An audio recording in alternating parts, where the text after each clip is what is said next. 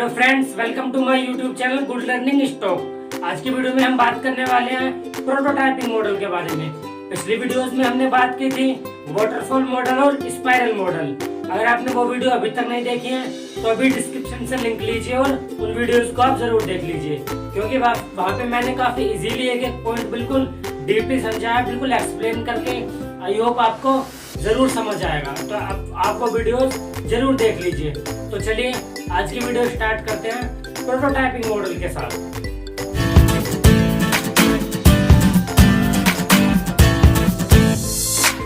Prototyping model क्या होता है? जैसे कि आपने और दूसरे मॉडल्स पढ़े थे, वाटरफॉल मॉडल और स्पाइरल मॉडल, उनमें क्या होता था? उनमें कस्टमर को सिर्फ यही पता होता था कि मेरी कंपनी है, मुझे ये करवाना है।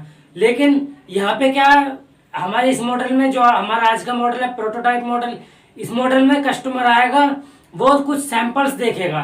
जैसे कि मैं एक सॉफ्टवेयर डेवलपर हूँ, मेरे पास कोई कस्टमर आया तो मुझसे क्या कहेगा कि मेरी कंपनी है, लेकिन मैं आपके कुछ सैंपल्स देख के तब सॉफ्टवेयर सेलेक्ट करके तब बनवाना चाहता हूँ। तो मैं उसको क्या करूँगा, मैं उसको कुछ अपने सॉफ्टवेयर दिखाऊंगा, जैसे कि जेनेसिस हो गया, जेनेसिस पोस्ट जो सॉफ्टवेयर होता है पॉइंट ऑफ सेल का।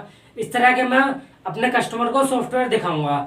अब मैं उसको उन सॉफ्टवेयर के फीचर्स दिखाऊंगा, वो सारे फीचर्स को देखेगा, उन्हीं में से वो एक सॉफ्टवेयर को सेलेक्ट कर लेगा।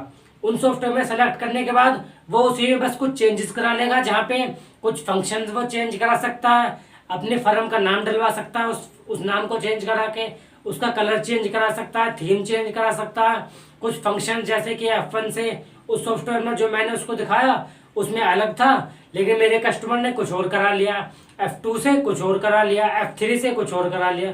कुछ और का मतलब यही कि F1 से सर्च कस्टमर, F2 से अपने प्रोडक्ट की डिटेल, F3 से सर्च बार कोड, F4 से क्लोज बार कोड, ये सब फंक्शंस वो चेंज करा लेगा। मतलब मेरे जो मैंने उसे सॉफ्टवेयर दिखाए उसी में से कस्टमर ने कुछ सिलेक्शन करके अपने लिए सॉफ्टवेयर सेलेक्ट कर लिया।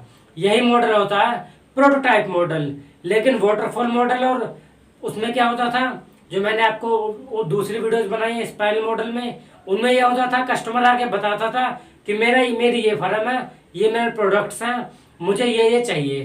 तो जब मैं उसकी रिक्वायरमेंट के अनुसार ही सॉफ्टवेयर हम जो डेवलपर होते हैं वो बनाते थे। लेकिन इस मॉडल में हम सैंपल्स दिखाएंगे, उन सैंपल्स में से कस्टमर को कुछ पसंद कराएंगे अपने सॉफ्टवेयर में से, तब हम उसके अकॉर्डिंग, उसके रिक्वायरमेंट के अकॉर्डिंग सॉफ्टवेयर को डेवलप करके अपने कस्टमर को दे देंगे।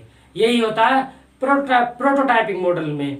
अब इसके कुछ एडवांटेज और कुछ डिसएडवांटेज समझ लेते हैं, क्योंकि इसमें कुछ ज़्यादा ही होते हैं ये। तो चलिए ये हम कुछ इस तरीके से समझते हैं। प्रोटोटाइपिंग मॉडल के एडवांटेजेस यही हैं कि जब एक डेवलपर अपने कस्टमर को सैंपल दिखा के जब सॉफ्टवेयर डेवलप करेगा तो उसका ज़्यादा टाइम नहीं लगेगा। यही इसका एक बिग एडवांटेज है। और सेकंड एडवांटेज यही है, not much power.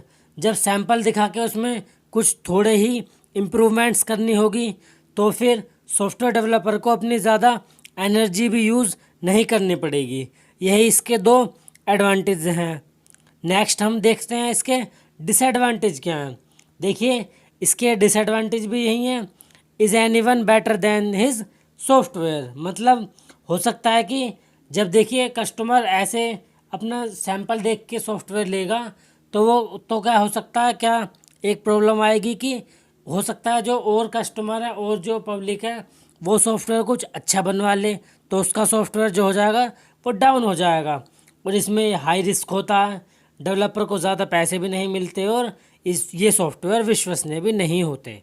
Prototyping model के यही कुछ एडवांटेजेस और डिसएडवांटेजेस होते हैं। एडवांटेज यही कि जब कस्टमर को सैंपल दिखा के सॉफ्टवेयर सेलेक्ट कराया जाएगा तो फिर ज़्यादा टाइम भी यूज़ नहीं होगा।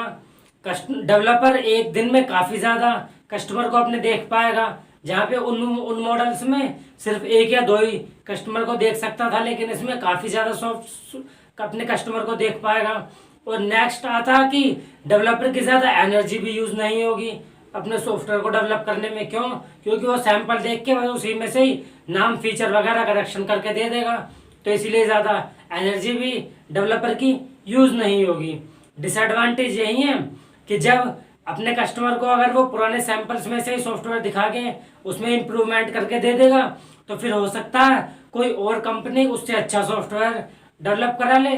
तो इसीलिए उस जो पहले वाला सॉफ्टवेयर जो कस्टमर है उसके लिए तो ये नुकसानदायक चीज़ हो गई ना, कि उसका जो सॉफ्टवेयर है वो लो है और सामने वाले का दूसरे किसी का हाई है।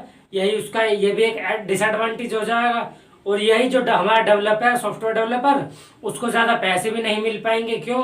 क्योंकि ना ही उसका ज़्यादा टाइम लग रहा है, ना ही ज़्यादा एनर्जी लग रही, सिर्फ वो उसी में करेक्शन करके दे रहा है अपने ओल्ड सॉफ्टवेयर में। इसीलिए ये भी एक डिसएडवांटेज है। प्रोटोटाइपिंग मॉडल के थ्रू जो सॉफ्टवेयर बने हुए होते हैं वो थोड़े हाई रिस्क के होते हैं और विश्वसनीय भी नहीं होते। वो क्यों नहीं होते?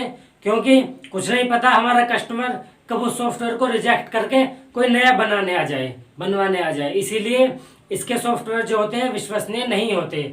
सो आई होप कि आपको ये प्रोटोटाइपिंग मॉडल काफ़ी इजीली समझ में आया होगा, आप अच्छे से इसको अपने नोट्स बना पाए होंगे। एक और मैं आपसे इम्पोर्टेंट नॉलेज शेयर करना चाहता हूँ। अगर आप मेरी वीडियोस देखते हैं तो आपको समझ में आता है तो आप अपने नोट्स ज़रूर बनाइए। नोट्स का फ्रेंड्स काफ़ी ज़्यादा इफेक्ट पड़ता है हमारी स्टडी पे, क्योंकि मैं भी एक स्टूडेंट हूँ, मैं भी अपने नोट्स बनाता हूँ। मुझे काफ़ी ज़्यादा फायदा होता है अपने नोट्स बनाने से। क्यों? क्योंकि इन फ्यूचर मुझे अगर उस टॉपिक की ज़रूरत पड़ जाए तो मैं वहाँ से अपना देख सकता हूँ। और फिर अपने जब हम नोट्स बना लेते हैं तो हमको आधा याद तो वहीं हो जाता है और आधा बाद में जो हम पढ़ लेते हैं 50% वहाँ से याद हो जाता है। ऐसे करके हमारा 100% टॉपिक कवर हो जाता है। सो आई होप फ्रेंड्स आपको प्रोटोटाइपिंग मॉडल काफ़ी इजीली समझ आया होगा। अगर आपको ये वीडियो काफ़ी अच्छी लगी हो तो आप वीडियो को लाइक ज़रूर करें। फिर भी आपका अगर कोई क्वेश्चन हो तो आप मुझे कमेंट सेक्शन में कमेंट करके बता सकते हैं, मैं आपको उसका रिप्लाई ज़रूर करूँगा।